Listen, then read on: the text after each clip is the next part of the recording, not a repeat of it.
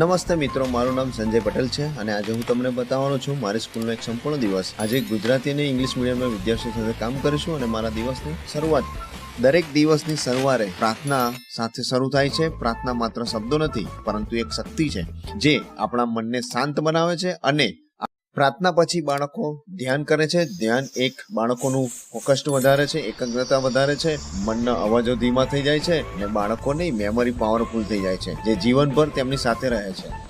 હવે સમય છે ક્લાસરૂમ મેનેજમેન્ટનો. ગુજરાતી હોય કે ઇંગ્લિશ ટ્રેનિંગ, અહીં બધા જ બાળકો એક ટીમ તરીકે શીખે છે. મારી જવાબદારી છે કે ક્લાસમાં શિસ્ત, સમજણ, શિક્ષણ અને એકબીજા સાથે સહકાર હંમેશાથી જળવાઈ રહે તે છે. અભ્યાસ જેટલો મહત્વનો છે એટલું જ રમત ગમત પણ છે. બાળકોને રનિંગ, ફૂટબોલ, દોડ અને ક્રિકેટ જેવી વસ્તુઓ સ્પિરિટ, ધ્યેય અને આત્મવિશ્વાસ વધારે છે. સ્પોર્ટ્સ શરીર માટે જ નહીં પણ મન અને જીવન માટે પણ જરૂરી છે.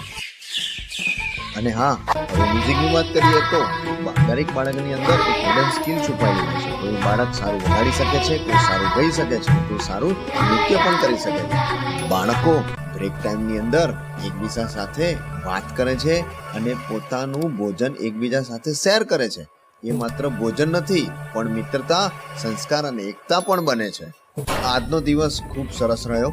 બાળકોને પ્રાર્થના, ધ્યાન, રમતગમત અને સંગીતના માધ્યમથી જ્ઞાન અને સંસ્કાર શીખતા જોયા.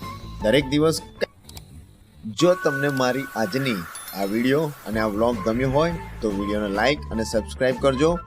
આવી જ વધુ પ્રેરણાદાયક વ્લોગ સાથે મળીશું. જલ્દી પાછો આવીશ. આભાર, મળીએ. Thank you. Bye bye.